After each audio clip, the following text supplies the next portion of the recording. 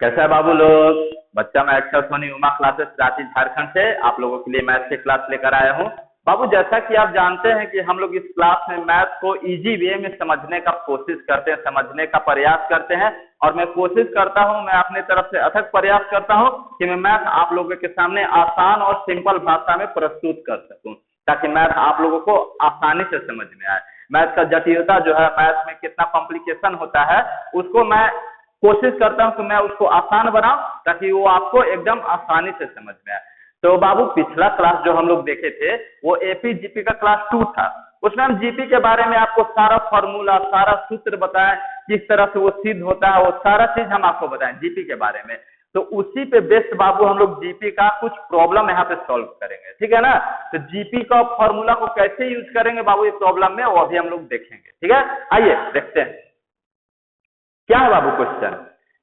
Fourth, sixth और last term of GPR 10, 40 और 640, मतलब चौथा, छठा और लास्ट टर्म जीपी का क्या दिया हुआ है, 10, 40 एंड 640, ठीक है।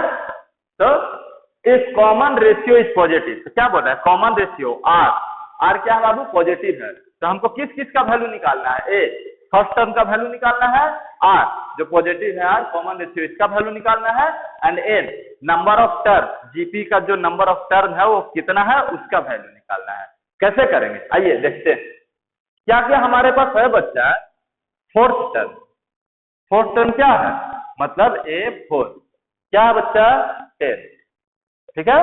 A6, A6 क्या है बाबू 14, और लास्ट टर्म क्या बाबू 640, मतलब AN या एल क्या है 640, ठीक है।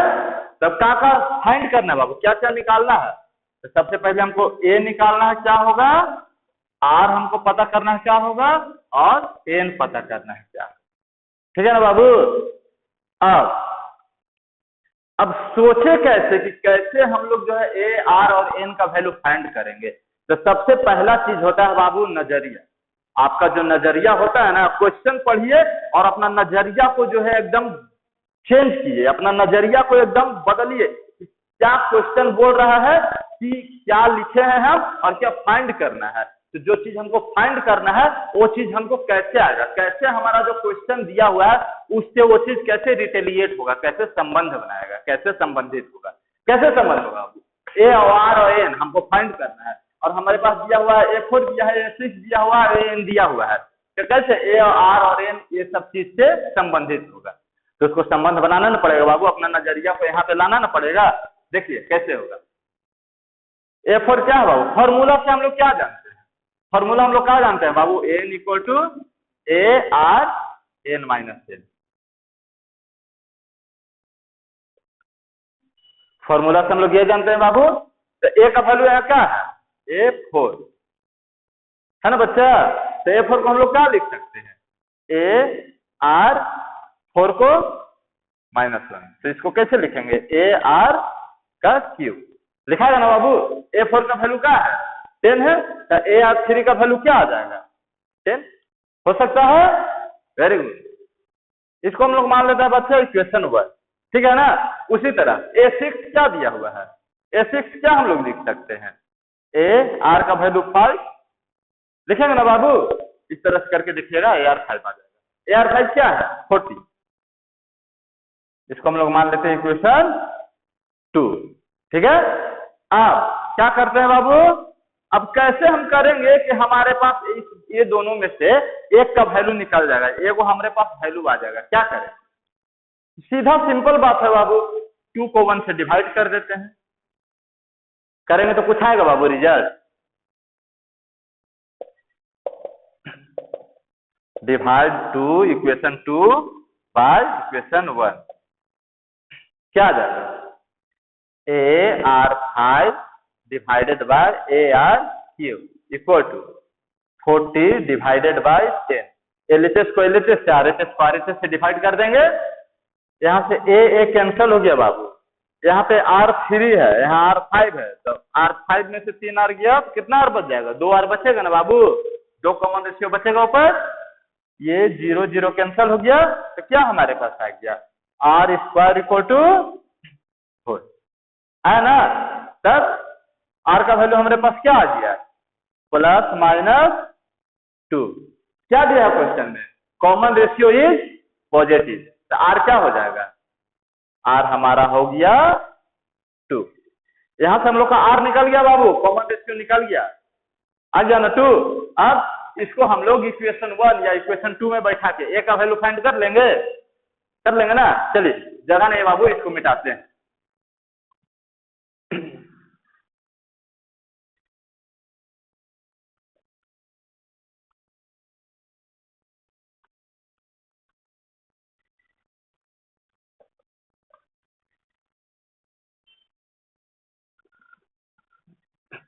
अब हम लोग आर का वैल्यू इक्वेशन 1 में रख देते हैं बाबू।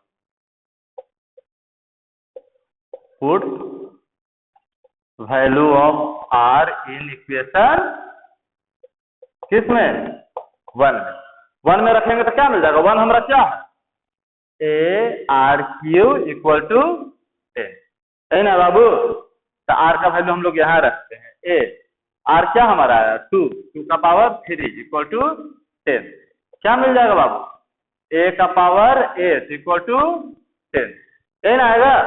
तो ये 8 इधर मल्टीप्लाई में उधर जाएगा तो डिवाइड में आ जाएगा। ए इक्वल टू हमारे पास क्या आ गया, 10 टू द पावर 8 आया, कट गया। क्या मिला हमको 5/4। तो ए हमारा क्या आ गया बाबू, 5/4। R2 ए 5/4 आ गया। अब ए हमको पता चल गया, आर पता चल गया। अब एन का वैल्यू फाइंड करना है बाबू। एन हमारा क्या, मिटा दिए जी उसको। हाँ, एन हमारा क्या था बाबू, ये लास्ट टर्म 640 था, इसको भी मिटाते हैं, ठीक ना।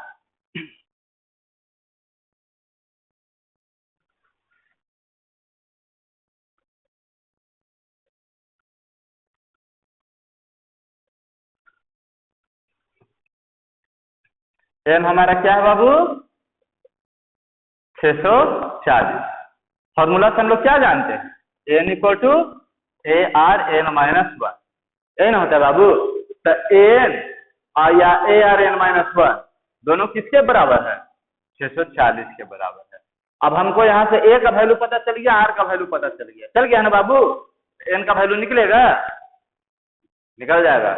आइए पुट करते हैं, ए की जगह रख सकते हैं 5/4। आर कितना है बाबू, 2 का पावर n -1 इक्वल टू 640, ठीक है। ये इधर डिवाइड में उधर जाएगा तो मल्टीप्लाई में हो जाएगा, क्या हो जाएगा 5 × 2 का पावर n -1 इक्वल टू, इसको मल्टीप्लाई कर देते हैं, क्या हो जाएगा 0 10 16 की 6 हाथ में 1 6 24 है 25। इधर मल्टीप्लाई में उधर जाएगा तो डिवाइड में हो जाएगा बाबू। तो 2n -1 इक्वल टू क्या आ जाएगा हमारे पास, 2560 डिवाइडेड बाय 5, कट गया। क्या आ जाएगा बाबू, 25 1 और 2 512, ठीक है। तो हमारे पास फाइनली क्या आ गया, 2 का पावर n -1 इक्वल टू 512। अब 512 में कितना 2 होता है बाबू, क्या वो 2 होगा 512 में। इसको बाबू आपको एलसीएम लेकर के देखना हो, ठीक है ना। 512 का ऐसे तो हमको पता है कि 512 में 9 गो 2 होता है, 92 होता है। आप एलसीएम लीजिएगा, झट झट आपका निकलता जाएगा। 2 दूनी 4 5 दूनी 10 6 दूनी 12, कट गया। 2 एकम 2 7 14 8 दूनी 16, इसी तरह लेते जाइएगा 92 निकलेगा, ठीक है ना। तो हम यहाँ पे आपको तरीका बता दिए कैसे आप इसको कर सकते हैं, ठीक है ना। हम डायरेक्ट लिखते हैं, ठीक है। 2n -1 equal to 2 to the power 9। अब एक्सपोनेंशियल फंक्शन से हम लोग क्या जानते हैं बाबू, घातांक के नियम से अगर बेस सेम है तो पावर सेम होगा। तो हम लोग लिख सकते हैं ना n -1 इक्वल टू 9। तो यहाँ से हमारा क्या गया, n का वैल्यू 9, ये इधर माइनस में उधर जाएगा प्लस में हो जाएगा, n इक्वल टू 10। तो हमारा n क्या आ गया, n इक्वल टू 10। क्या क्या आ गया हमारे पास, सब निकल गया ना। r हमारा 2 आ गया, ये 5/4 आ गया और n 10 आ गया। समझ में आ गया बाबू। तो बस अपना नजरिया क्वेश्चन को देख करके अपना नजरिया आप उस पर लगाइएगा ना, अपना दिमाग उस पर लगाइएगा तो क्वेश्चन बाबू इजीली सॉल्व होगा। ठीक है, चलिए आगे बढ़ते हैं दूसरे क्वेश्चन की। तब हम लोग आ गए बाबू दूसरे क्वेश्चन पे। क्या दिया हुआ है? Product of first 3 term of GP is 1000। मतलब जीपी का 3 नंबर का जो है गुणनखंड 1000 है। तब अब क्या बोल रहा है? If 6 is added to it second term, यदि 6 जो है इसका दूसरा टर्म से जोड़ा जाए और 7 इसका तीसरा टर्म से जोड़ा जाए तो ये टर्म क्या बन जाता है? एपी बन जाता है। तो जीपी क्या होगा वो फाइंड करना है। समझे? नहीं समझे? कह रहा है यही कि जीपी का 3 टर्म हम लोग को दिया हुआ है। ठीक है, तीनों टर्म का आपका प्रोडक्ट 1000 है। अगर जीपी का दूसरा टर्म में 6 जोड़ दिया जाए और तीसरा टर्म में 7 जोड़ दिया जाए तो वो टर्म एपी में कन्वर्ट हो जाता है। तो जीपी का टर्म कौन सा होगा हमको निकालना है। तो सबसे पहले तो हम लोग को लेट करना होगा बाबू कि लेट कैसे करते हैं। जीपी का 3 टर्म लेट करने बताया ना आपको। जाइए हमारा वीडियो में जाइए, जीपी वाला वीडियो में, उसमें आपको सारा चीज पता चल जाएगा कि कैसे हम लोग टर्म को लेट करते हैं। तो लेट 3 टर्म ऑफ जीपी क्या लिखेंगे?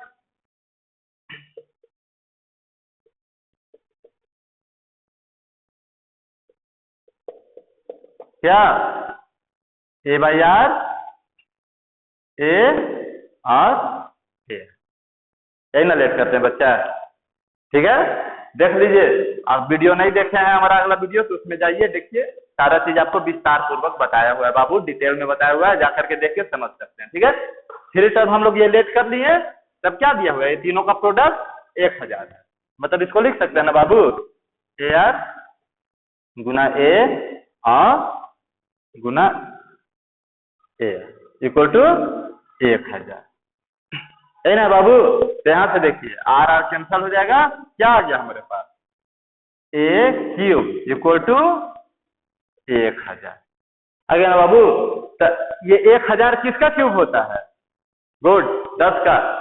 इसको हम लोग ऐसे लिख सकते हैं, ए क्यूब इक्वल टू 10 का क्यूब लिखेंगे ना। तो जब पावर सेम हुआ घातांक का नियम से, एक्सपोनेंट का नियम से, तो बेस क्या हो जाएगा? सेम हो जाएगा। तो ए हमारा क्या आ गया बाबू? 10। ठीक है, अब ए हमारा 10 आ गया। तो ये जीपी को हम लोग कैसे लिख सकते हैं? जीपी जो है हमारा क्या हो जाएगा? 10 बाई आर, 10 और 10 इंटू 1 जीपी हो जाएगा ना बाबू। अब क्या बोल रहा है इसमें? इसका सेकेंड टर्म में अगर 6 जोड़ दिया जाए और थर्ड टर्म में 7 जोड़ दिया जाए तो ये क्या बन जाएगा? एपी बन जाएगा। आइए जोड़ते हैं।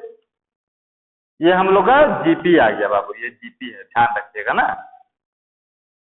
अब इसका सेकेंड टर्म में आपका जोड़ देते हैं कितना? 6। तो 10 प्लस 6 और थर्ड टर्म में कितना जोड़ना है बाबू? 4। अभी क्या बन गया? एपी बन गया। तो एपी का बाबू जो 3 टर्म दिया रहता है, सपोज आपको 3 टर्म एपी का दिया है ए बी सी और आपको चेक करना है कि वो एपी में है, तो क्या चीज हम आपको बताया है? क्या फंक्शन उसका होता है? क्या उसका नियम होता है? क्या बताए हुए हैं? एपी का क्लास में जाइए, उसमें सारा चीज आपको डिटेल पूर्वक बताया गया है, जाकर के देखिए आपको पता चल जाएगा। ये ए हो गया, ये बी हो गया, ये सी हो गया। ठीक है, तो कैसे हम लोग इसको चेक करेंगे कि ये एपी में है? क्वेश्चन हमारा दिया हुआ एपी में है, तो इसका क्या गुणधर्म होगा, क्या फंक्शन?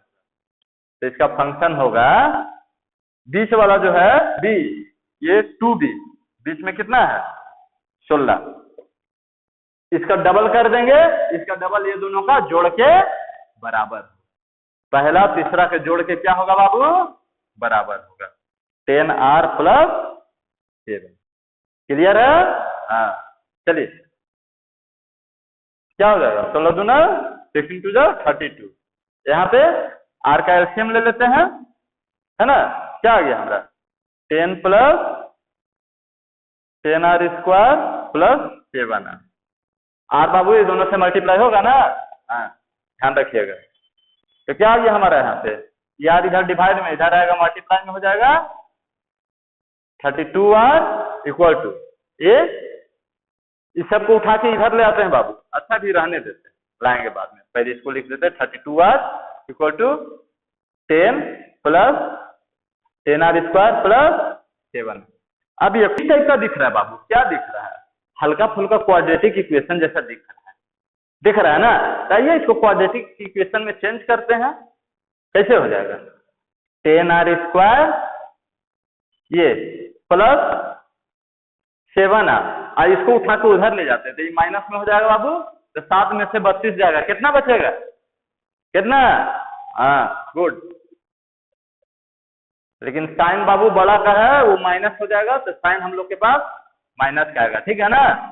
25 का, ठीक है, प्लस 10 इक्वल टू 0, ठीक है। अब इसको सॉल्व करते हैं।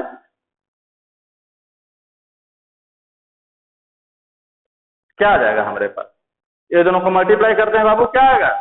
10 10 100। अब 100 को ऐसे तोड़ेंगे कि हमको कितना आना चाहिए? 25 आना चाहिए। कैसे तोड़ेंगे? कैसे? 25 जा 100, गुड। 20 25 100 आ जाएगा ना बाबू। ऐसे लिख सकते हैं ना, 10r² minus 20r minus 5r plus 10। ये क्वाड्रेटिक इक्वेशन का नियम है बाबू, पता है ना? ये दोनों को मल्टीप्लाई करके ऐसे ब्रेक करना है कि इसको ऐड करें तो हमको 20 वाला मिल जाएगा ना। 20 और 5 को ऐड करेंगे तो 25, और दोनों को मल्टीप्लाई करेंगे तो 100, ठीक है। अब यहाँ से 10 कॉमन ले लेते हैं, 10r कॉमन ले लेते हैं। क्या बची अंदर? r माइनस 2 बचा। अब यहाँ से 5 कॉमन ले लेते हैं, क्या बच जाएगा अंदर? r माइनस 2, ठीक है। यहाँ कहा गया बाबू? r माइनस 2 और 10r माइनस 5 इक्वल टू 0, ठीक है। तब यहाँ से हम लोग का r का वैल्यू निकल जाएगा ना। यहाँ से r का वैल्यू क्या आ गया? 2, और यहाँ से r का वैल्यू क्या आ जाएगा? 10r माइनस 5 इक्वल टू 0 लिखेंगे। ये 5 उठ के उधर जाएगा, प्लस में हो जाएगा, और 10r के साथ मल्टीप्लाई में उधर जाएगा तो डिवाइड में हो जाएगा। मतलब 5/10 इक्वल टू 1/2। r का यहाँ से 2 वैल्यू आ गया, r इक्वल टू 2 एंड 1/2। चलिए, तब इसी के आधार पे r हम लोग का पता चल गया। ये हम लोग का कितना आ गया? 10 आ गया। ये हम लोग का एक ही है, ये 10 है, और r जो है 2 है, 1/2 है। ये दोनों हम लोग को पता चल गया। अब इसको हम लोग पुट करते हैं, इसमें जीपी निकल जाएगा। पुट करते हैं, देखिए जगह नहीं बच रहा बाबू, मिटाते हैं।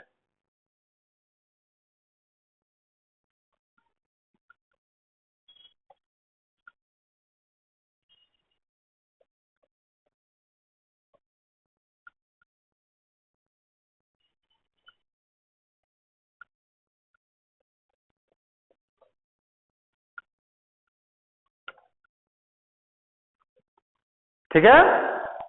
अब देखिए r हमारे पास क्या है बाबू? 2 है, 1/2 है, और ये 10 है। तो यहाँ पे हम लोग पुट करते हैं जीपी में। तो यहाँ पे हम लोग, ये तो आपके पास है 10, और r का वैल्यू क्या आ गया? पहले हम लोग r 2 पुट करके देखते हैं। 2 पुट करते हैं तो जीपी हम लोग का क्या आता है? 10 इंटू 2, क्या आ गया? जीपी से कट जाएगा 5, और ये जाता जाएगा। क्या आ गया बाबू? पहला हम लोग का इक्वेशन 5 10 20 सोन जाता जाएगा, ठीक है। अब r हम लोग 1/2 पुट करते हैं। तो 1/2 पुट करेंगे तो क्या आ जाएगा? 10, ये 1/2, r 1/2 पुट करेंगे। अगर इसको हम लोग मल्टीप्लाई में करते हैं तो ये मल्टीप्लाई में होके 2/1 हो जाएगा, ठीक है। या आप हम लोग, मेरा फ्रैक्शन का क्लास में आप इसको देख सकते हैं, उसमें डिटेल दिया हुआ है, ठीक है। 10 इंटू 1/2 जाता जाएगा, ठीक है। इससे कट जाएगा 5 बार में, ठीक है। तो क्या आ गया हम लोग का? यहाँ से 10 गुना 2 20 10 5, ये जाता जाएगा। तो ये बाबू हम लोग का निकल गया जीपी का हम लोग का 2 इक्वेशन आ गया, ठीक है। क्लियर है बाबू? कॉन्सेप्ट अपना क्लियर रखिएगा बाबू। कहीं भी दिक्कत हो बाबू कमेंट कीजिए, हम आपको आपका समस्या का समाधान देने के लिए हमेशा खड़े हैं बाबू, हमेशा आपके लिए हम तत्पर हैं, ठीक है बाबू। कॉन्सेप्ट एकदम क्लियर रखिएगा बाबू, जो चीज बताएंगे उसको याद रखिएगा, समझिएगा, सीखिएगा। एकदम जो है आपका सवाल चुटकी में बनेगा बाबू। बाकी अगर कोई दिक्कत हो बाबू कमेंट आप कर सकते हैं।